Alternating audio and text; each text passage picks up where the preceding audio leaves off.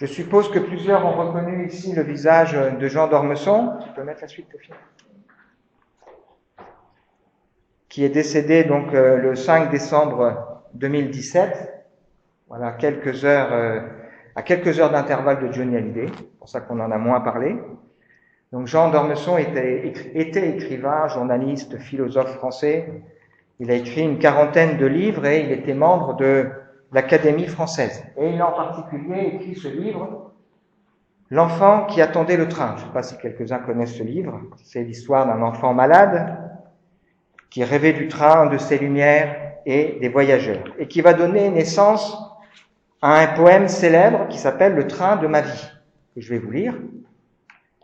À la naissance, on monte dans le train et on rencontre nos parents et on croit qu'ils voyageront toujours avec nous. Pourtant, à une station, nos parents descendront du train, nous laissant seuls continuer le voyage. Au fur et à mesure que le temps passe, d'autres personnes montent dans le train et ils seront importants, notre fratrie, amis, enfants et même l'amour de notre vie. Beaucoup démissionneront, même l'amour de notre vie, et laisseront un vide plus ou moins grand.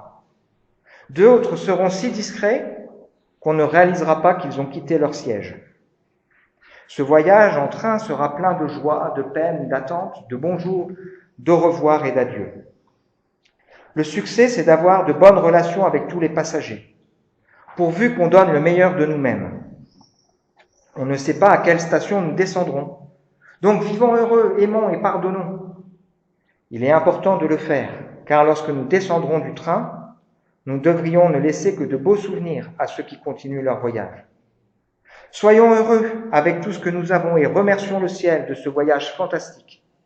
Aussi, merci d'être un des passagers de mon train. Et si je dois descendre à la prochaine station, je suis content d'avoir fait un bout de chemin avec vous. Je veux dire à chaque personne qui lira ce texte que je vous remercie d'être dans ma vie et de voyager dans mon train.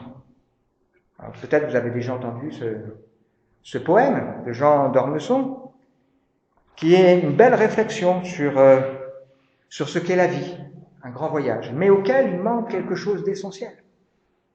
C'est quoi la destinée ? Il manque quelque chose d'essentiel que l'Évangile apporte, qui donne du sens, qui nous montre que notre vie ne se limite pas à nos 80, 90, 100 ans, mais va bien au-delà.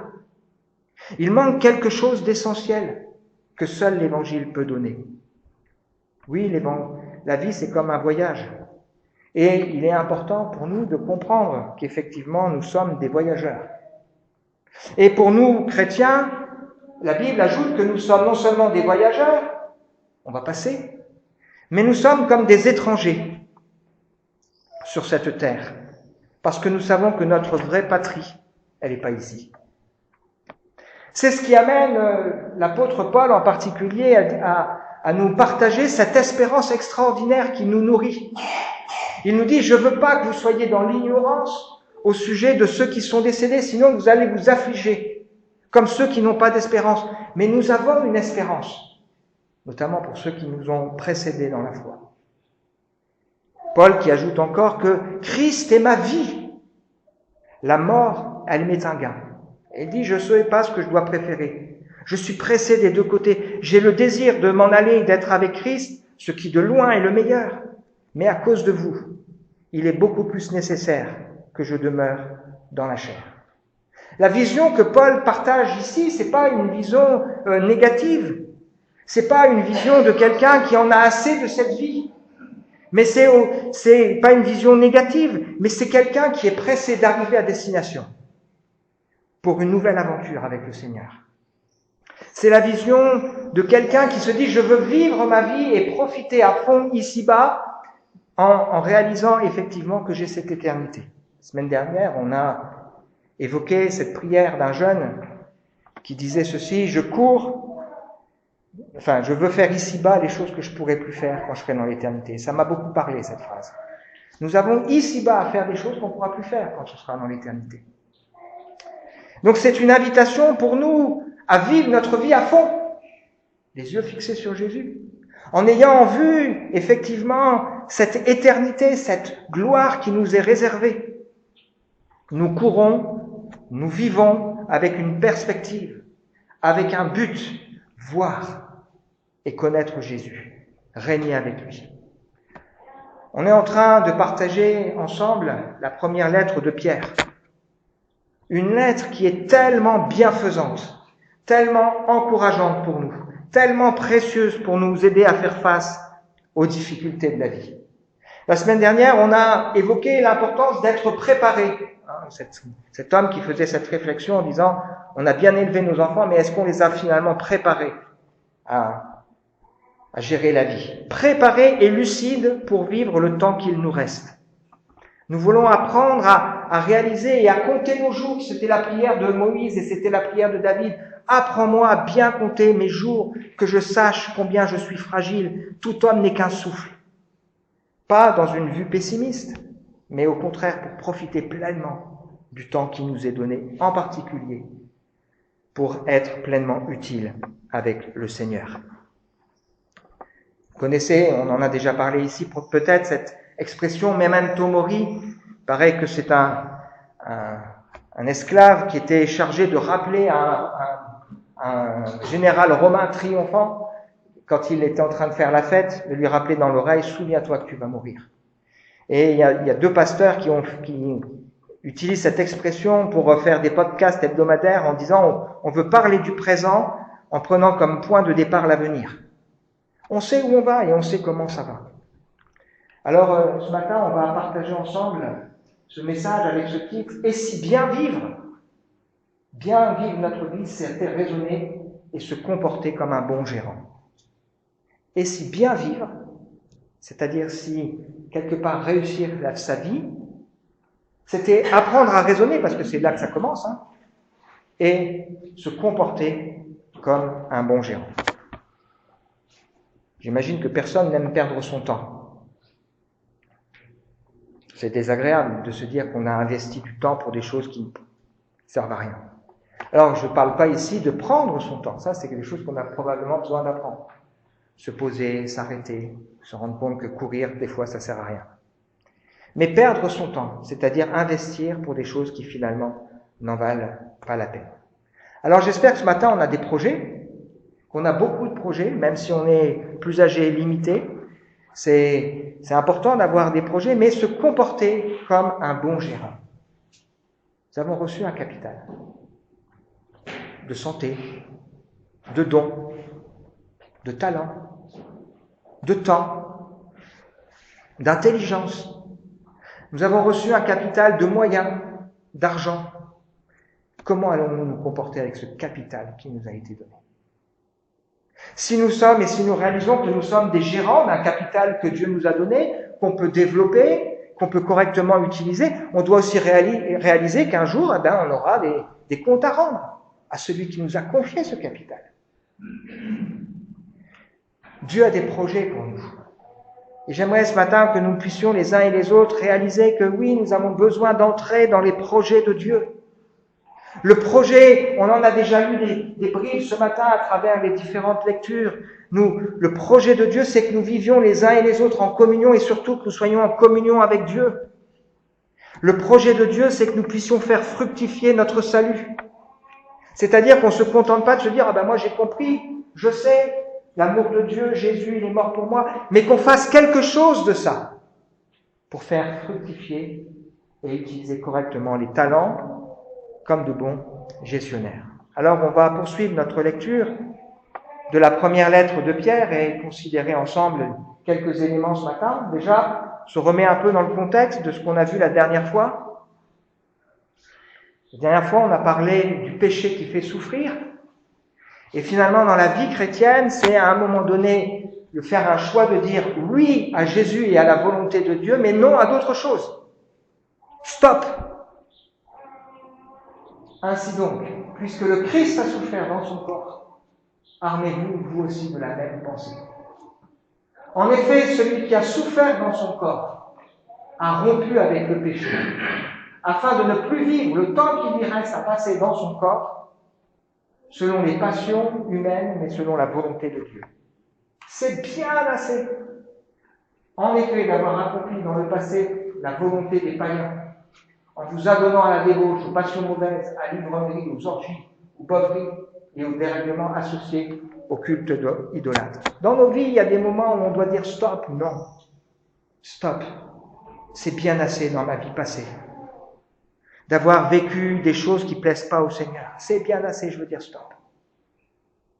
Alors bien sûr, on a besoin de la force. On en parlait avec Stéphane cette semaine.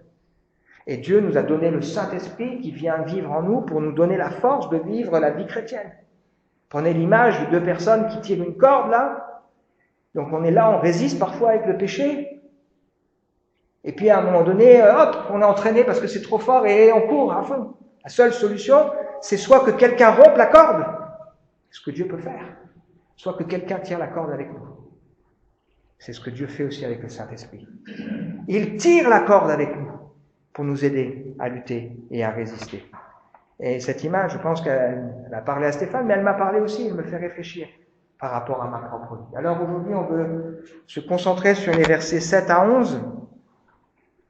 La fin de toute chose est proche.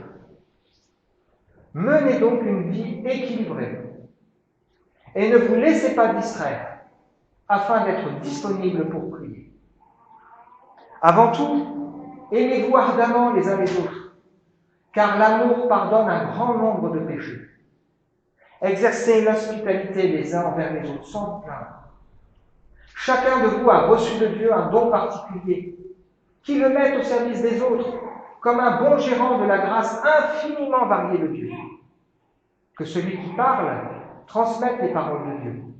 Que celui qui sert accomplisse sa tâche avec la force que Dieu donne.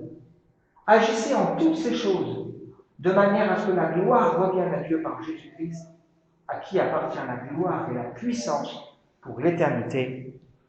Amen. Donc 3 éléments à considérer pour nous ce matin. Être un bon gérant, c'est quoi? C'est être lucide et réaliste, motivé pour agir en conséquence. Les premiers chrétiens vivaient dans la perspective du grand dénouement, du grand projet de Dieu qui allait se réaliser. Ils espéraient effectivement le retour de Jésus, ou même si Jésus ne revenait pas, ils savaient que ils vivaient dans cette perspective. Et nous, dans quelle perspective vivons-nous? Qu'on le veuille ou non, il y a beaucoup de films aujourd'hui, on voit les gens, ils reviennent en arrière, etc., dans leur vie. Ça ne marche pas comme ça. La vie, elle avance toujours dans le même sens. Et notre époque est tellement proche de ce que la Bible décrit que ça doit nous faire réfléchir. Parce qu'effectivement, la fin de toute chose est proche. Une vie, c'est court. Si nous sommes de bons gérants, nous allons mettre en œuvre ce que Dieu nous a confié comme de bons gestionnaires. Sachez bien que dans la période finale de l'histoire, les temps seront difficiles. Les hommes seront égoïstes, avides d'argent, vantards et prétentieux. Ils parleront de Dieu d'une manière injurieuse et n'auront pas d'égard pour leurs parents. Ils seront ingrats, c'est-à-dire ils ne seront pas reconnaissants de ce qu'ils ont reçu. Dépourvus de respect pour tout ce qui est sacré, sans cœur, sans pitié, calomniateurs, incapables de se maîtriser, cruels, ennemis du bien, emportés par les passions et enflés d'orgueil. Ils seront prêts à toutes les trahisons et ils aimeront le plaisir plus que Dieu, car ils resteront attachés aux pratiques extérieures.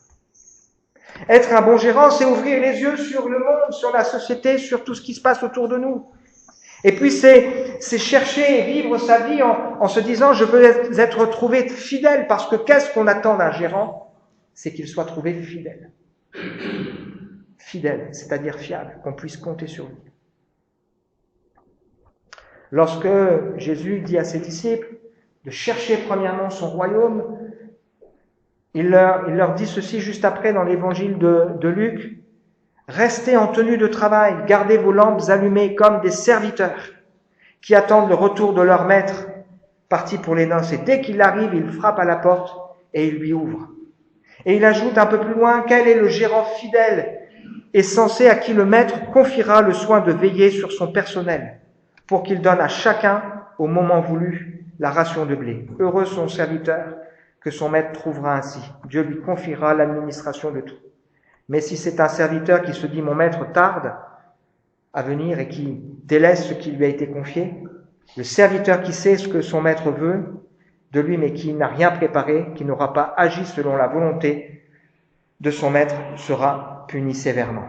Savons-nous ce que Dieu attend de nous? En avons-nous conscience?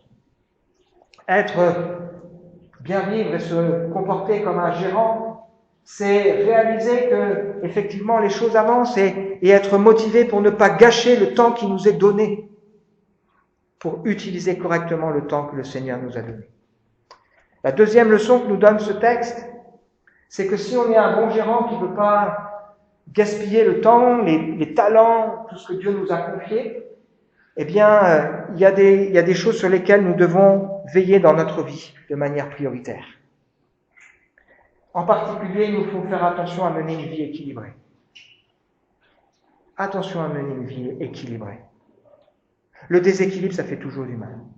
Les déséquilibres dans les idées, les déséquilibres dans les combats, ça fait du mal.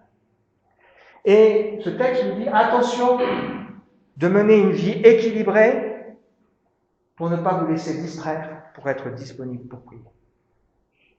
Parce que quand à un moment donné, notre cœur est tellement plein de certains combats, ou quand notre cœur à un moment donné est plein de certaines choses, eh bien, ça nous distrait de l'essentiel. Et ça ne nous laisse pas nous attacher à ce qui est vraiment le plus important, être disponible pour chercher la face du Seigneur. On peut traduire ce texte, soyez sages et sobres. La différence entre quelqu'un qui est sobre et quelqu'un qui ne l'est pas, c'est que celui qui n'est pas sobre, il est tellement rempli d'autres choses qu'il perd le contrôle et ne se rend plus compte des choses. Et le but pour nous, déjà, c'est de nous concentrer sur l'essentiel pour être disponible pour prier. Peut-être une des questions qui se pose, c'est est-ce que cette semaine, de manière très concrète, nous avons été disponibles pour prier? Je ne parle pas de prier le matin, le soir, le midi à table, mais je parle de vraiment prendre le temps de nous arrêter dans la présence du Seigneur. Parce que la prière, c'est un dialogue. Ça veut dire que j'écoute aussi ce que le Seigneur veut me montrer. Ça veut dire que si je prie, je rentre dans ma chambre, je suis là tout seul, face à face avec Dieu. Je sais qu'il est saint et je veux laisser le Seigneur me montrer, me révéler aussi ce qu'il y a dans mon cœur. Et le risque que nous avons dans notre vie frénétique, où tout va vite, où parfois on est accaparé par d'autres choses, c'est qu'on en oublie l'essentiel. On n'arrive pas à prendre le temps de s'arrêter pour prier. La deuxième chose que nous rappelle aussi ce texte en rapport avec cette manière sage de gérer nos vies, c'est de veiller à notre piété personnelle. Et en particulier aussi à la communion fraternelle. Avant tout, aimez-vous ardemment les uns les autres. Ça, c'est question ici d'un sentiment qui est fort, pas d'un sentiment qui soit sentimental. Mais il est question d'un sentiment qui nous anime et qui fait qu'on va veiller et travailler à la communion les uns avec les autres. Et ce texte ajoute d'ailleurs que l'amour pardonne un grand nombre de péchés. Un amour intentionnel qui pardonne et qui supporte. Approchons-nous donc de Dieu avec un cœur droit, avec la pleine assurance que donne la foi. Le cœur purifié de toute mauvaise conscience et le corps lavé d'une eau pure. Restons fermement attachés à l'espérance que nous connaissons comme vraie, car celui qui a fait les promesses est digne de confiance. Veillons les uns sur les autres pour nous encourager mutuellement à l'amour et à la pratique du bien. Ne prenons pas, comme certains, l'habitude de délaisser nos réunions. Au contraire, encourageons-nous mutuellement, et cela d'autant plus que vous voyez se rapprocher le jour du Seigneur. Il y a donc un ordre. Je dois déjà veiller à ma propre vie, à ne pas me laisser distraire. Je dois veiller à ma relation personnelle avec le Seigneur. Et ensuite, je vais veiller aussi à mes relations avec les autres. Parce que c'est important. Et on ne peut pas dire que c'est pas important. La troisième chose que nous rappelle ce texte dans les priorités qui doivent être les nôtres, c'est de mettre au service des autres les dons que le Seigneur nous a confié. Parce que ce que Dieu nous a donné, il ne l'a pas donné pour nous. Mais il l'a donné pour que nous puissions le mettre au service les uns des autres. Pour que l'Église puisse pleinement servir à révéler la personne de Jésus et accomplir parfaitement son œuvre. Mais si on regarde les grâces que Dieu nous a données et qu'on les garde pour nous, eh bien on va passer à côté de ce que le Seigneur veut. De bons gérants de cette grâce infiniment variée de Dieu. La lettre de Paul aux Romains, chapitre 12, nous dit « Je vous exhorte, avant toute chose, à offrir vos vies comme un sacrifice, vivant et agréable à Dieu. » C'est ça le culte que Dieu attend, offrir vos vies. Et puis ensuite, il enchaîne en disant que personne n'ait de lui une trop haute opinion, mais que chacun revête des sentiments de modestie, pour qu'il puisse exercer les dons que Dieu lui a confiés en proportion de sa foi. Le projet de Dieu, c'est que je veille à ma vie, je ne me laisse pas distraire, pour pouvoir rester et prendre du temps dans sa présence, pour laisser le Seigneur sonder et toucher mon cœur. Le projet de Dieu, c'est aussi que j'aime ardemment les uns les autres et qu'on puisse se pardonner, mais aussi qu'on puisse aussi mettre au service des autres, de l'Église, le don, les dons que le Seigneur nous a donnés. Être un bon gérant, ce n'est pas agir seul, ce n'est pas la jouer personnelle, mais être un bon gérant, c'est aussi comprendre qu'on doit la jouer collectif. Voilà pourquoi il y a un ordre dans ce texte. Stop au péché, c'est bien assez. Attention à ma vie personnelle, un bon équilibre. Attention à mes relations. Et seulement ensuite, je pourrai penser au service. Tout ce que nous avons doit être considéré comme une grâce. Et celui qui parle de la part de Dieu, eh bien, il doit veiller à être inspiré pour transmettre les paroles que Dieu lui met à cœur. Et comment il pourra veiller à transmettre ce que Dieu lui met à cœur? C'est en se tenant dans la présence de Dieu et en veillant à ce que dans sa vie, il n'y a rien qui vienne entraver l'œuvre de Dieu. Et puis ce texte ajoute, c'est celui qui est destiné à agir, eh bien, il doit le faire avec la force que Dieu lui donne, c'est-à-dire en comptant sur le Seigneur, parce que tout ce que nous faisons dépend de Dieu. Et puis, dernier point, troisième grand point, un bon gérant des grâces que Dieu lui a confiées de sa vie, c'est quelqu'un qui agit de manière à ce que la gloire revienne à Dieu. Quelle est la gloire que nous visons? Qui est-ce que nous voulons mettre en avant? Un bon gérant, c'est celui qui veut que la gloire de Dieu soit manifestée. Tout ce que nous faisons, nous voulons le faire pour la gloire de Dieu. Le danger, c'est qu'on cherche à veiller sur sa vie, à maintenir des règles, des choses. Pourquoi? Parce qu'on veut plus de puissance, parce qu'on veut plus de sagesse, parce qu'on veut plus... voilà. Et on en perd l'essentiel. L'essentiel, c'est quoi? C'est que dans nos vies, la personne de Christ soit révélée. C'est ça l'essentiel. Paul, quand il court vers le but de sa vie, c'est de voir Jésus. Le but de sa vie, c'est de vivre avec le Seigneur. Le but de sa vie, c'est de partager la gloire de Dieu. Être un bon gérant, c'est travailler pour un but. Que le Seigneur soit honoré et glorifié. Nous avons été acquis, c'est-à-dire rachetés par Dieu, sauvés pour célébrer sa gloire. Nos vies sont destinées à montrer la gloire de sa grâce. Nos vies sont là pour refléter ce que Dieu fait. Et quand Dieu change ma vie, il le fait pour que je puisse, derrière, refléter sa gloire, montrer qui il est. Non pas à nous, Seigneur, non pas à nous, mais à ton nom de gloire. Conclusion pour nous ce matin. Et si bien vivre, c'était raisonner parce que le combat est commence dans nos pensées comme un bon gérant. Prenant conscience que dans nos vies, nous ne sommes que de passage. Quelle est ma conception de la vie? Heureusement pour nous croyants, nous savons que nous sommes en voyage et qu'il y a autre chose derrière. Est-ce qu'il ne manque pas dans ma vie quelque chose, une dimension, comme Jean d'Ormesson, qu'il manquait l'essentiel? Quelle est mon espérance sur la terre qui passe? Quel est mon combat? Est-ce que j'ai conscience du temps qui passe et des temps que nous vivons? La vie chrétienne, la marche avec le Seigneur, c'est dire oui à Jésus-Christ dans cette recherche de la volonté de Dieu pour nous. C'est dire non et stop à des choses qui ne sont pas bonnes. Est-ce qu'il n'y a pas dans ma vie un équilibre à trouver ou à retrouver, des priorités à revoir? Paul disait aux Galates, vous couriez bien. Qui vous a arrêté? Cette influence ne vient pas de Dieu. Je répète, vous couriez bien. Qui vous a arrêté? Cette influence ne vient pas de Dieu. C'est un texte important pour nous.